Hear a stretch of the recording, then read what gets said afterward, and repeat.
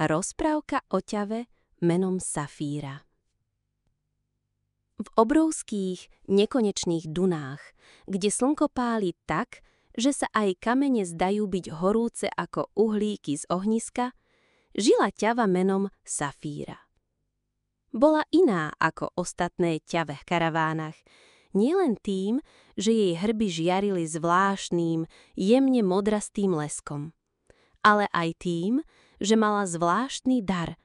Dokázala vycítiť, kde sa ukrýva voda pod pieskom. Ľudia na púšti ju preto volali dar púšte.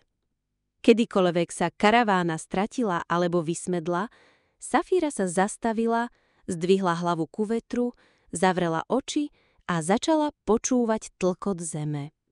A vždy, skôr či neskôr, našla prameň, studňu alebo aspoň malú jamu, kde sa dala nazbierať voda. Jedného dňa však prišlo niečo, čo preverilo jej srdce aj silu. Do oázy, kde Safíra bývala spolu s kočovníkmi, dorazila správa od prieskumníkov. Za 7 dunami vyschli všetky studne. Ľudia, ktorí tam žili, ostali bez vody. Ich stáda hynuli a oni sa museli rozhodnúť, buď opustiť svoj domov, alebo dúfať v zázrak. V tábore nastalo ticho.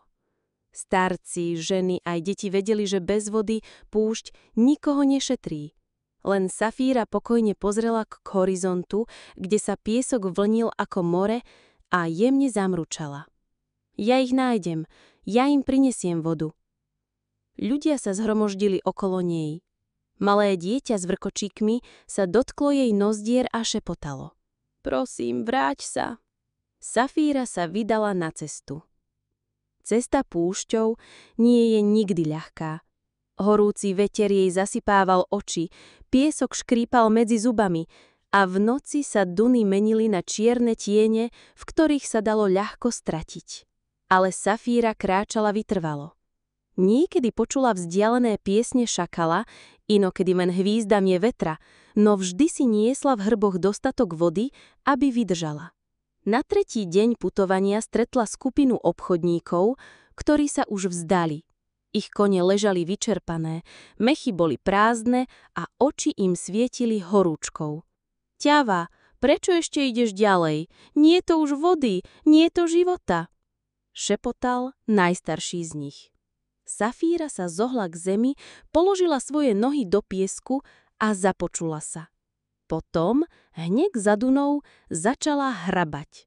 Piesok sa víril, jej kopytá sa zahrízali hlbšie a hlbšie, až kým nevytriskla malá, studená kapka.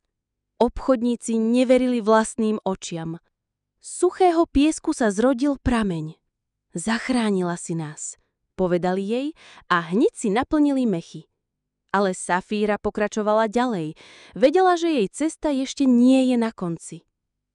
Keď dorazila do krajiny 7 vyschnutých studeň, zbadala ľudí, ktorí sedeli pri prázdnych dierach v zemi.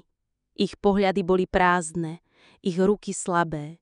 Deti nemali silu sa hrať a maťky držali prázdne nádoby, ako by verili, že sa sami naplnia.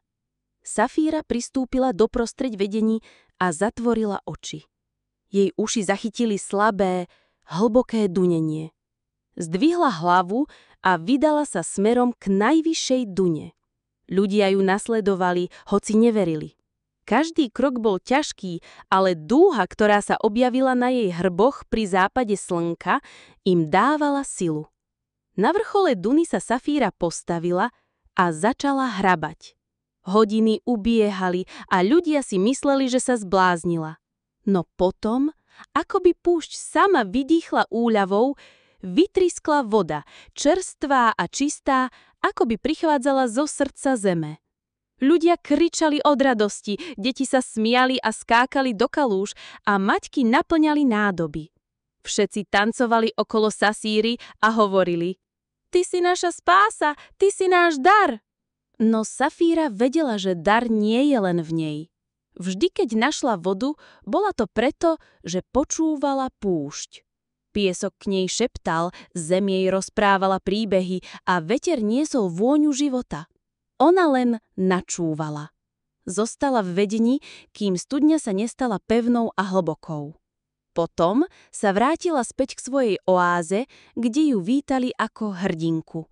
Ale Safíra nikdy neprijala chválu, vždy len pokojne zdvihla hlavu ku vetru a počúvala, či niekde znovu nevolajú o pomoc.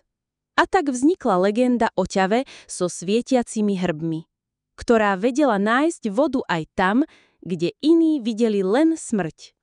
Ľudia o nej rozprávali príbehy pri ohni, pútnici o nej šepotali pri karavánach a deti si spievali piesničky o jej krokoch v piesku.